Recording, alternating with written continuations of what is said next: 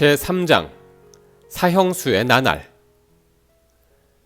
김창수는 자신이 말한 대로 텄골로 돌아왔다. 오는 길에 신천에서 잠깐 만난 친구들이 집으로 가지 말고 피신하기를 권했지만 듣지 않았다. 사람은 떳떳해야지 죽어도 값이 있네. 세상을 속이고 구차하게 목숨을 부지하는 건 장부의 길이 아닐세. 도망갈 생각이었다면 애당초 일을 버리지도 않았을 걸세. 아버지도 당분간 숨어 있으라고 권했지만 막무가내였다. 모든 걸 각오하고 행한 일입니다. 죽는 한이 있더라도 제 한 몸 희생하여 만인의 교훈이 될 수만 있다면 불효만은 아닐 것입니다. 그로부터 석 달쯤 지난 뒤 김창수는 자기를 잡으러 온 사람들의 손에 순순히 이끌려 해주 감옥으로 향했다. 해주 관찰사가 직접 김창수를 신문했다. 네가 치아포에서 사람을 죽이고 강도짓을 했느냐? 그런 일 없습니다. 강도짓을 하려고 살인한 것이 아니라는 뜻이었다. 바른대로 말하도록 주리를 틀어라. 두 발을 모아묶고 다리 사이에 굵은 막대기를 집어넣어 비트는 형벌이 계속되었다. 김창수는 단번에 정강이 뼈가 허옇게 드러나고 기절해버렸다. 정신이 들자 김창수는 말했다. 내가 한 일은 이곳에서 신문할 사건이 아니오. 내무부로 보고해 주시오. 김창수는 두 달이 지나서야 인천 감옥으로 옮겨지게 되었다. 김창수의 어머니는 옥바라지를 하기 위해 아들이 끌려가는 배에 함께 타고 가면서 말했다. 이제 가면 네가 외놈 손에 죽을 터이니 차라리 여기서 같이 바닷속으로 뛰어들자. 그러면 귀신이 돼서라도 모자가 같이 살 수 있겠구나. 김창수는 침착하게 대답했다.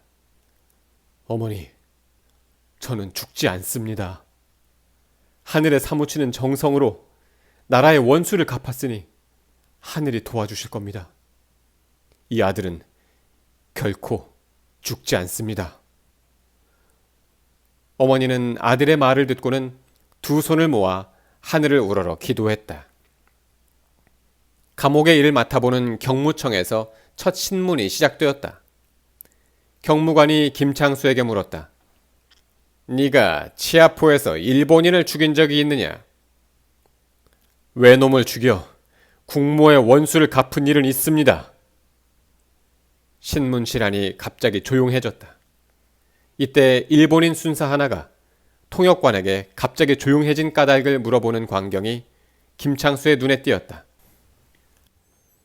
이놈들아, 통상을 하고 사이좋게 지내자고 조약을 맺어놓고 남의 나라 황후를 시해하는 법이 하늘 밑 어디에 또 있더냐? 내가 죽으면 귀신이 돼서라도 니놈들의 왕을 죽이고 니놈들의 씨를 말려 우리나라의 치욕을 씻고야 말리라. 일본인 순사는 김창수의 불을 뿜는 눈빛에 질렸는지 자리를 피해버렸다. 김창수의 의기와 기계는 순식간에 퍼져 감옥뿐만 아니라 바깥 세상에도 알려졌다. 김창수를 위로하고 도와주려는 사람들이 줄을 이어 면회를 왔다. 식모살이를 하면서 아들의 옥바라지를 하는 어머니도 음식을 넣어주면서 말했다. 세상이 온통 네 이야기로구나. 장한 아들을 두었다고 나를 칭찬하는 사람이 많단다.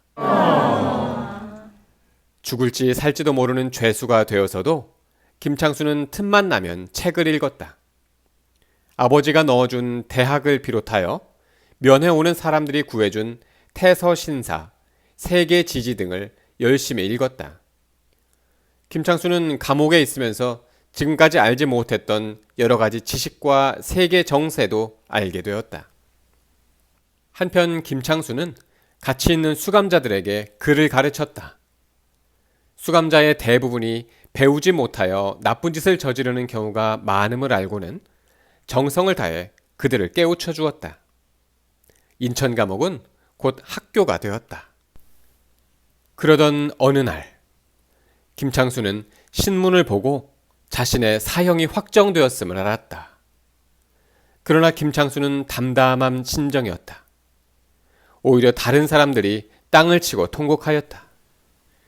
그런 의로운 젊은이를 죽이다니 이 나라는 결국 망하겠구려. 한방에서 글을 배우고 같이 고생하던 수감자들은 목 놓아 울었다. 네가 죽는 날이면 나도 같이 죽기로 다짐했다. 어머니가 하던 말이 가슴을 찌르는 것 외에는 평온한 마음이었다. 사형 집행 예정일, 김창수는 아침부터 단정히 앉아 대학을 읽으면서 간수가 자신의 이름을 부르기를 기다렸다. 저녁 식사가 끝나도록 간수가 나타나지 않자 밤중에 죽이는 줄 알았다. 밤 9시쯤 드디어 감옥 문이 열리는 소리가 났다.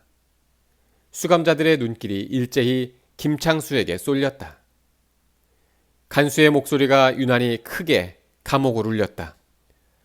김창수, 어디 있어? 여기요. 기다리고 있었어. 김창수는 그제야 책을 덮고 천천히 일어섰다. 김창수, 당신은 이제 살았소. 사형 집행을 중지하라는 황제의 명령이 내려왔소. 김창수는 천만다행으로 고종 황제의 특별 사면을 받아 목숨을 건지게 되었다. 그러나 완전히 석방되지 못하고 감옥살이는 계속되었다. 김창수의 사형 중지 명령이 알려지자 이전보다 더 많은 사람들이 김창수를 격려하고 도와주었다. 강화도에 사는 김경득이라는 사람은 김창수를 석방시키기 위해 재산을 다 털어서 애써주었다. 그러나 일본 공사 하야시가 국제 문제라는 이유로 김창수의 석방을 방해하고 조정에 압력을 넣고 있어서 일은 쉽지 않았다. 김경득은 김창수의 석방을 간절히 바라는 글을 몇 번이나 법부에 올려보았지만 대답은 마찬가지였다. 김경득은 면회인을 시켜 김창수에게 편지를 보냈는데 거기에는 이런 구절이 쓰여 있었다. 조롱에서 뛰쳐나오는 새가 진짜 큰 새다. 석방시킬 방법이 없으니 감옥에서 탈출하라는 뜻이었다. 김창수는 비겁하게 탈옥할 수는 없다고 생각하고 옥살이를 계속했다. 어느덧 김창수는 22살이 되었다. 감옥에서 2년의 세월이 흘러갔다. 그즈음 나라에도 큰 변화가 있었다. 바로 러시아 공사관에서 경운궁으로 돌아온 고종이 1897년 10월에 자주독립국가인 대한제국을 선포한 것이다. 나라 안팎이 뒤숭숭하자 처음에는 탈옥에 대해 관심 없던 김창수도 마음이 조금씩 흔들리기 시작했다. 황제께서 나를 죽이지 못하게 한 것은 결국 나에게 죄가 없다는 말이 아닌가. 나를 가둬놓는 것은 외놈들이다. 내가 여기서 고생하다가 병이라도 얻어 죽는다면 외놈들만 좋아할 것이다. 그렇다면 무슨 방법으로든지 세상에 나가서 외놈들과 싸워 이기는 것이 나라와 민족을 위한 길이 아닌가. 이렇게 생각이 바뀌자 김창수는 드디어 탈옥을 결심했다. 그래서 평소에 자기를 잘 따르는 같은 방의 조덕근을 불렀다. 탈옥을 시켜줄 테니 내 명령에 따르겠소? 무슨 짓이든 다 하겠습니다. 그럼 먼저 얼마간의 돈을 좀 마련하시오. 조덕근은 면회인을 통해 돈을 마련했다. 김창수는 면회온 아버지를 통해 짤막하고 끝이 날카로운 창 하나를 구해두고 며칠 안으로 탈옥할 테니 먼저 고향으로 돌아가 계시라고 말했다. 1898년 3월 드디어 김창수는 탈옥을 위해 계획한 연극을 시작했다. 우선 간수를 불러 돈을 건네면서 부탁했다. 내가 오늘 죄수들에게 한 통 낼 작정입니다. 이 돈으로 고기와 술 한 통만 구해주시오. 나머지 돈으로는 좋아하시는 그것이나 사서 마음껏 즐기십시오. 아편이나 실컷 사 먹으라는 얘기였다. 그리하여 그날 밤에 김창수의 계획대로 술판이 벌어졌다. 간수는 아무런 의심도 하지 않고 자기 방으로 들어가 아편을 먹고 골아떨어져 버렸다. 수감자들은 술과 고기에 정신이 팔려 시끌벅적했다. 김창수는 슬그머니 자리에서 빠져나와 마루 밑으로 들어갔다. 그리고 품속에 숨겨둔 창으로 어렵지 않게 벽에 구멍을 뚫었다. 그 구멍으로 바깥에 나가본 김창수는 다시 제자리로 돌아왔다. 수감자들은 여전히 먹고 마시는데 정신이 팔려 있었다. 김창수는 미리 약속이 돼 있는 사람들에게 눈짓으로 신호를 보냈다. 조덕근을 비롯한 4명의 수감자가 하나씩 슬그머니 마루 밑으로 사라졌다.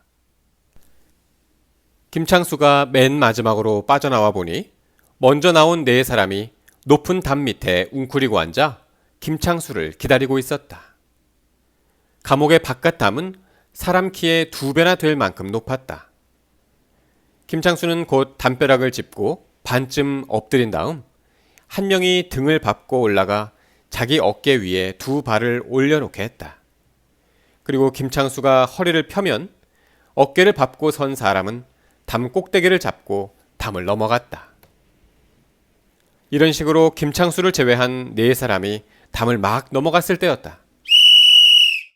고요한 밤하늘에 호루라기 소리가 요란하게 울리면서 비상이 걸렸다. 먼저 담을 넘은 사람들이 벽에 부딪혀 크게 소리를 내는 바람에 순검들이 눈치를 챈 것이다. 순간 김창수는 창을 움켜쥐고 정문 쪽으로 있는 힘을 다해 내달았다. 순검과 마주치면 창으로 해치울 각오였다. 그런데 뜻밖에도 창문을 지키는 사람이 아무도 없었다. 죄수 탈옥이라는 비상사태에 정작 정문을 비워두고 다른 곳으로 출동해 죄수를 찾아다낸 때문이었다. 김창수는 단숨에 한 길로 달려나가 어둠 속으로 사라져버렸다. 그날 밤 김창수는 밤새도록 한성을 향해 걸었다. 이튿날 낮에는 시흥 부근의 솔밭 속에 드러누워 해가 지기를 기다리며 잤다. 이윽고 밤이 되어 몸을 움직이려고 하자 눈앞이 가물거리고 다리가 휘청거렸다. 김창수는 가까운 마을로 가서 죽 한 그릇을 얻어먹고 다시 한성 쪽으로 걸음을 떼어 놓았다.